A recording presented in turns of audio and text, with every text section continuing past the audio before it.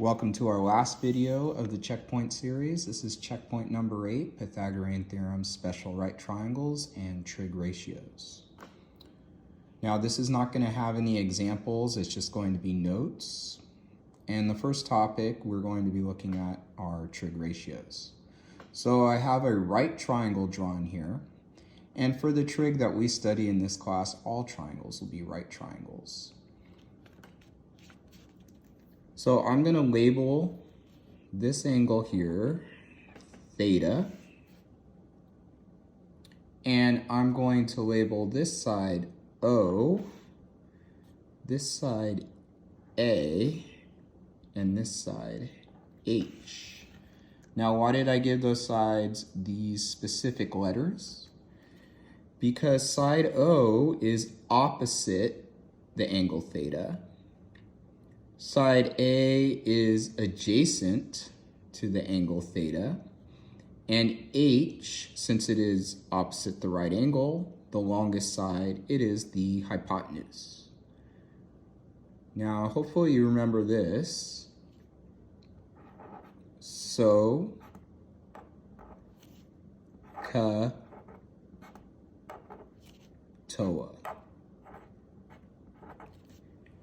And that's our cheat code for the three trig ratios that we're going to be looking at in this class and have looked at previously.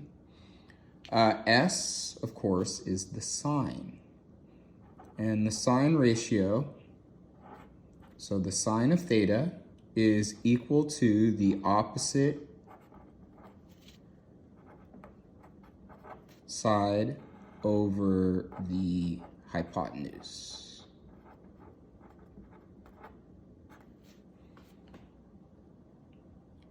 The ka is for cosine. The cosine of theta is the adjacent side over the hypotenuse.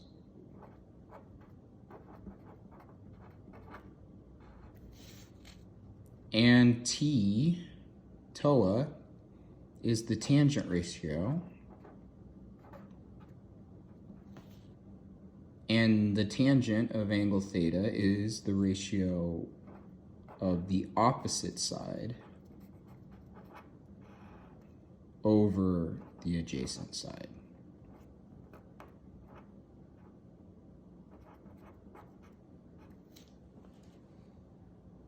All right, so let's look at an example I'm going to come up with here on my own.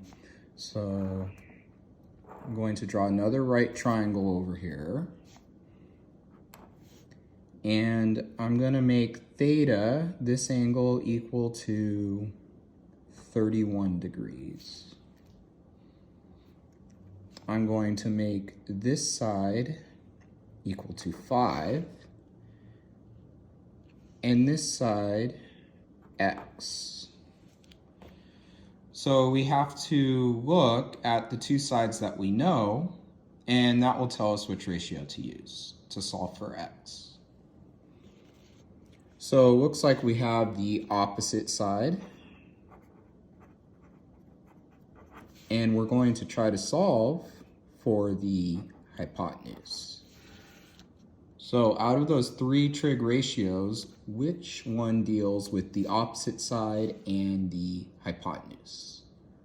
Well, that's the sine ratio. So we're going to set it up. The sine of 31 degrees is equal to 5 over x. So if you remember earlier in the semester, we had the situation where the variable was on the bottom, and that took a little bit more work than if it was on top. But we can't just make that x over 5, because that's hypotenuse over opposite. That's not the sine ratio. That's actually something else. So we're going to cross multiply, and we're going to get x times the sine of 31 is equal to 5 times 1, which is equal to 5. And then we're going to divide both sides by the sine of 31 to solve for x. Now that just gives me x by itself on the left-hand side. And now this just becomes a calculator problem. Now, whatever calculator you're using, make sure it's in degrees. And to solve for x, we have to divide 5 by a sine of 31. And that gives us a decimal answer of 9.7 approximately. So x is equal to approximately 9.7. Okay, so moving on to a topic that we studied in chapter 6, which was special right triangles. So there were two types of special right triangles. We had the 45, 45, 90 special right triangle. This is also known as an isosceles right triangle.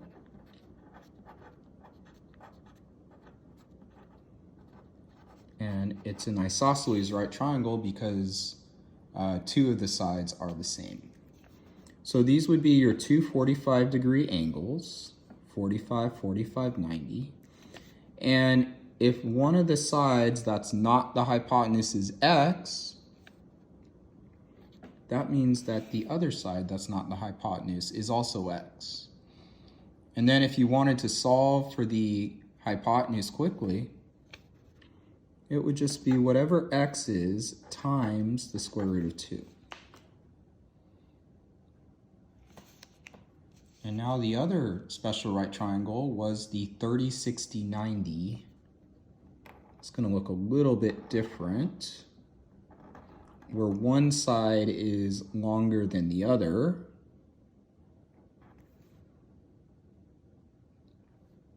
Okay, so this would be your 30-degree angle because this is the shortest side, so it's opposite the shortest angle, or smallest angle.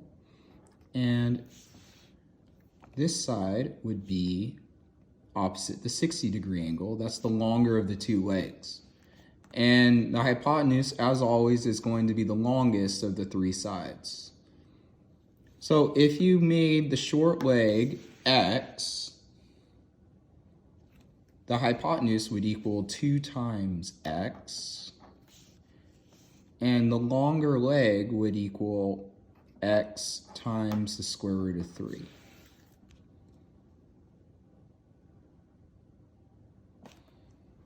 All right.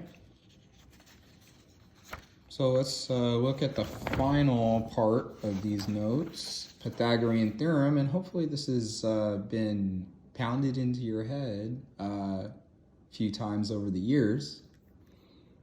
And this is for all right triangles.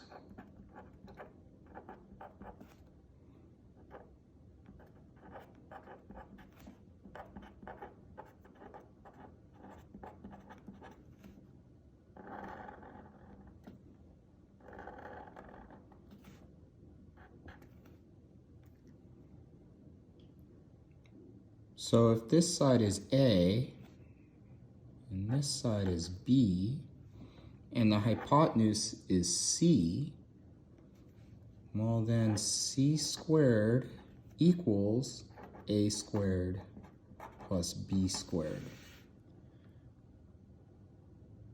Now let's look at one of the two special right triangles in terms of the Pythagorean theorem.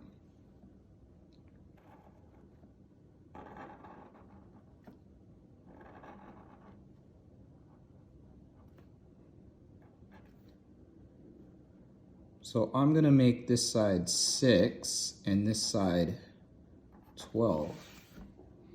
And I know right away, because of this relationship between the short side and the hypotenuse, that this is a 30, 60, 90 right triangle because the hypotenuse is exactly double the short side. So what if I wanted to solve for this? And I'm going to call this side L, cursive L. And let's use the Pythagorean theorem. So c squared, which would be 12 squared, is equal to 6 squared plus L squared. 12 squared is 144. 6 squared is 36.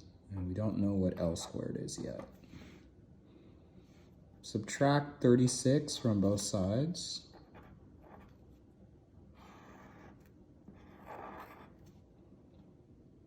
And 108 is going to be equal to L squared. We then have to take the square root of both sides. So L is equal to the square root of 108.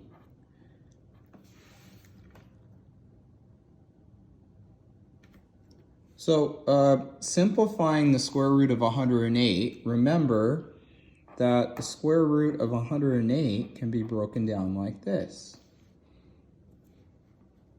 It is equal to the square root of 36 times the square root of 3. 36 times 3 is 108. And the square root of 36, it's a perfect square, it's 6. The square root of 3 is just square root of 3. So what is L equal to? It is equal to 6 times the square root of 3. Notice that that follows what the 30, 60, 90 triangle formula tells us it's going to be. Because if x is 6 and the hypotenuse is 2 times 6, 12, the long leg must be x, which is 6, times the square root of 3, 6 radical 3. All right, well, thank you again, and look forward to talking to everyone this week.